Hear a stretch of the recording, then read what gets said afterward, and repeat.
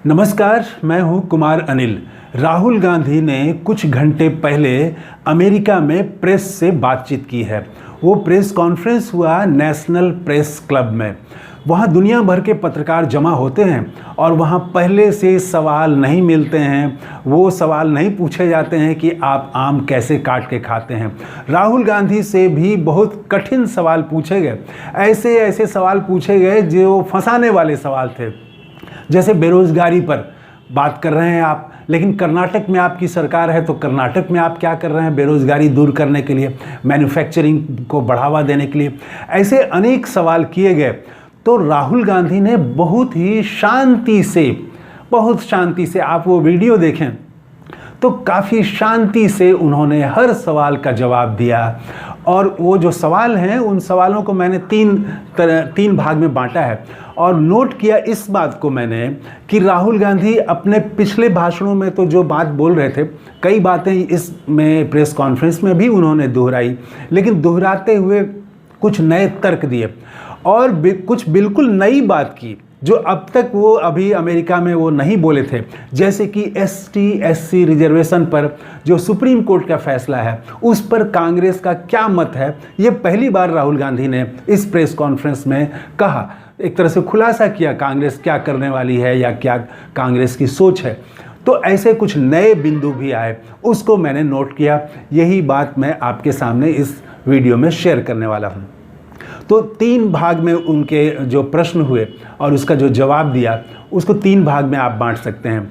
तो सबसे पहले तो मैं ये बता दूं कि पूरे राहुल गांधी के जो प्रेस कॉन्फ्रेंस था, उसका जो केंद्रीय अगर कहें कि उसका मूल लब्बो लुबाब क्या था, तो उन्होंने कोई भारत को विश्व गुरु बनाना है ये बात नहीं की। उन्होंने राहुल गांधी ने बात की कि भारत की जो समस्याएं हैं वो समस्याएं कैसे वैश्विक समस्याओं से जुड़ी हुई है और भारत की समस्या का निदान किस रास्ते हो सकता है, भारत को किस रास्ते आगे बढ़ना चाहिए, भारत किधर जाए, ये बात उन्होंने की।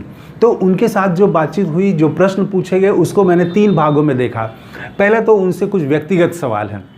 दूसरा सवाल चीन पर काफ़ी बात हुई और कई प्रश्नों पर बात घूम फिर करके चीन पर आ जा रही थी, तो एक चीन से संबंधित। और तीसरे में अन्य, जिसमें कि भारत की कुछ राजनीतिक सवाल भी हैं और उसमें बांग्लादेश भी है, इजराइल भी है और पाकिस्तान से भी रिलेटेड सवाल पूछे गए। तो उसमें पहले जो व्यक्तिगत सवाल पूछे गए उसके बारे में बात कर लेते हैं। व्यक्तिगत सवाल जो हैं उसमें जो सवाल पूछ रही थी महिला पत्रकार, तो उन्होंने पूछा कि आपका जो भारत जोड़ो आपने यात्रा की, 2 यात्राएं की आपने, तो आपका ट्रांसफॉर्मेशन कैसे हुआ।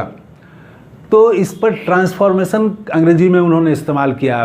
तो इसका मतलब है कि एक ट्रांसफॉर्मेशन मतलब रूपांतरण, जो आप पहले थे वो अब आप नहीं हैं।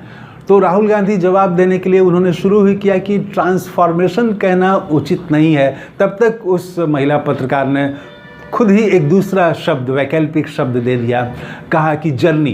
तो राहुल गांधी ने सहमति जताई कि हाँ, जो पॉलिटिकल जर्नी मेरी है अब तक की, तो उसमें उन्होंने कहा कि भारत जोड़ो यात्रा की ज़रूरत, एक तो जो पहले कहते रहे हैं वो बात कही कि एक पॉलिटिकल कंपल्सन बना दिया गया, विपक्ष के पास कोई रास्ता नहीं रहने दिया गया।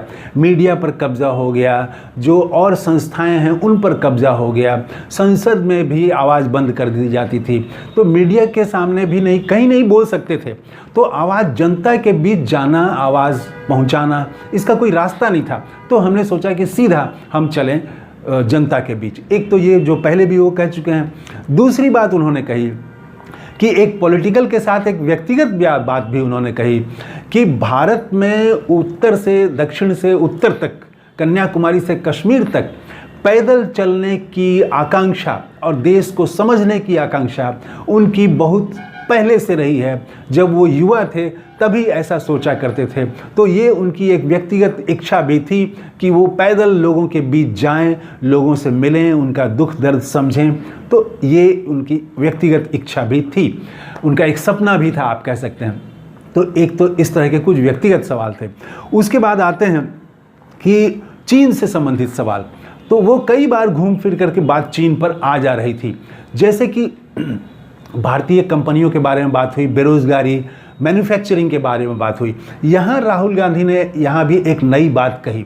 नई बात ये कही कि उन्होंने कहा कि अमेरिका, यूरोप पहले उत्पादक देश थे, भारत भी पहले एक हद तक उत्पादक देश था, लेकिन इन सब देशों ने धीरे धीरे उत्पादन करना छोड़ दिया और उत्पादन जो है वो चला गया चीन के पास। चीन मैन्युफैक्चरिंग का वो सम्राट बन गया, सबसे आगे नंबर 1 बन गया। तो इसीलिए वहाँ बेरोजगारी नहीं है। और भारत को भी अगर बेरोजगारी दूर करनी है तो मैन्युफैक्चरिंग पर जोर देना होगा। यहाँ उन्होंने नई बात ये कही कि चीन का जो प्रोडक्शन है वो नॉन डेमोक्रेटिक प्रोडक्शन है। तो दुनिया को, अमेरिका को खास करके ये सोचना है और भारत को सोचना है कि एक डेमोक्रेटिक प्रोडक्शन सिस्टम, एक डेमोक्रेटिक प्रोडक्शन मॉडल हम दुनिया के सामने पेश कर सकते हैं कि नहीं।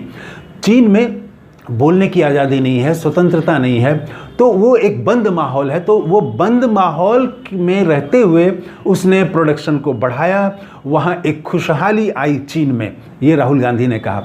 अब हमको एक दूसरा मॉडल देना है जहाँ पर कि एक डेमोक्रेटिक माहौल हो, एक दूसरे की आलोचना का अधिकार हो, स्वतंत्रता हो, पूरी तरह से व्यक्ति की स्वतंत्रता हो, और स्वतंत्रता के माहौल में देश खुशहाल हो सकता है। कैसे हो सकता है, ये मॉडल हमको देखना है। और अमेरिका के साथ उन्होंने कहा कि अमेरिका को चाहिए कि भारत के साथ इस पर एक स्ट्रेटेजिक समझ बने, एक रणनीति के तहत एक लॉन्ग टर्म इस पर बने कि चीन के मॉडल का कैसे हम जवाब दे सकते हैं। तो ये उन्होंने एक नई बात कही। यहाँ एक और बात उन्होंने जोड़ा कि भारतीय कंपनियां जो हैं या अमेरिकी कंपनियां, ये कंजम्पशन का काम करती, कंजम्पशन बढ़ाने का, उपभोक्ता बना रही हैं।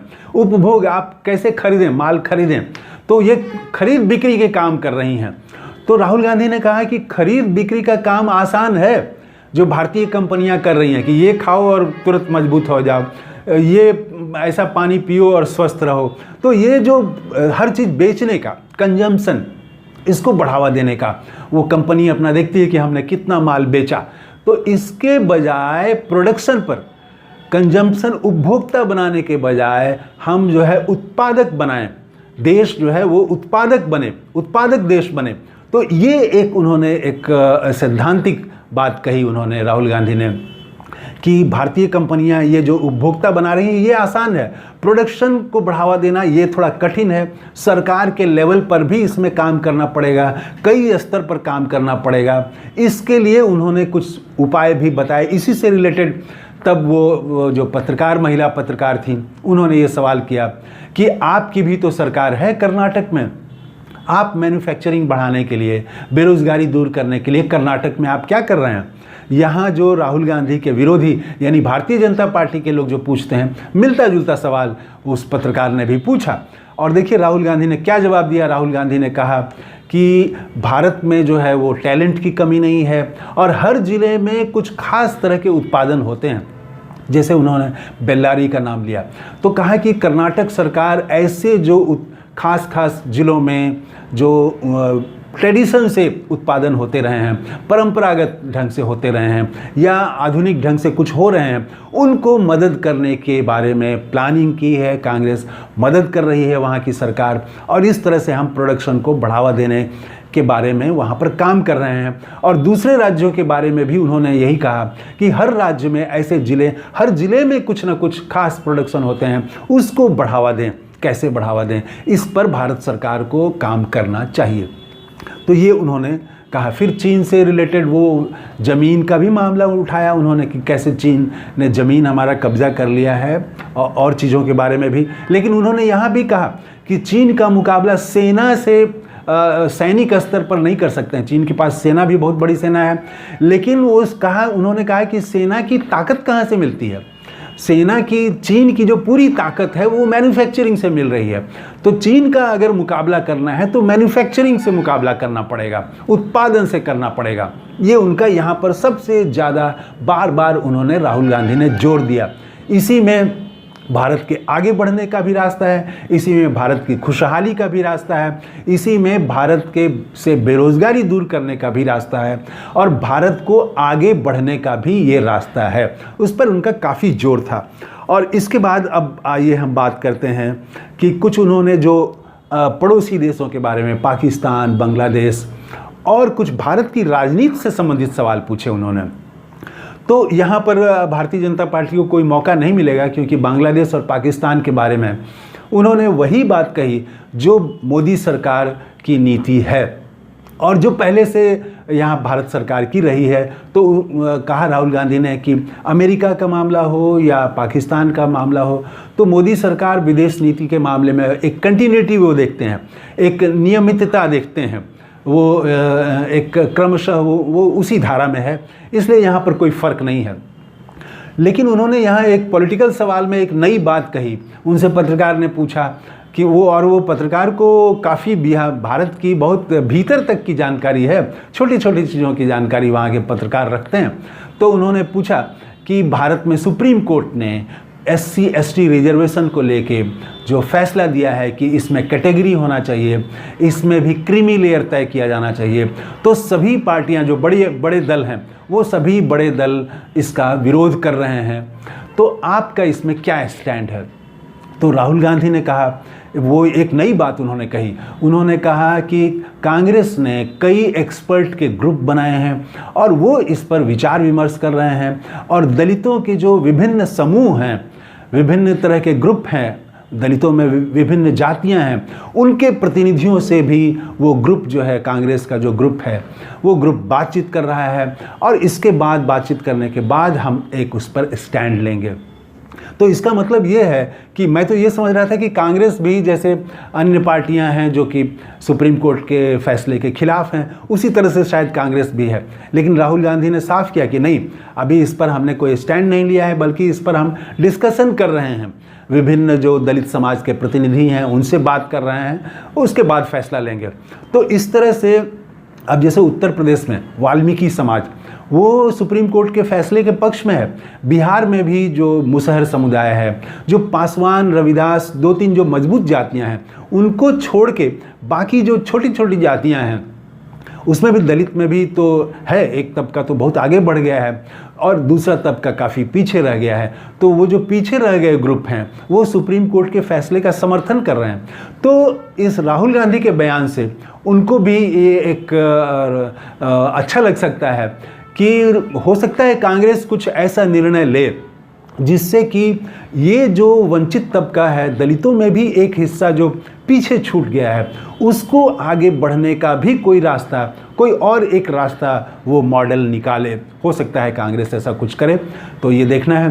तो राहुल गांधी के प्रेस कॉन्फ्रेंस के बाद नेशनल प्रेस क्लब वहाँ अमेरिका का है, उसमें दूसरी बार राहुल गांधी गए।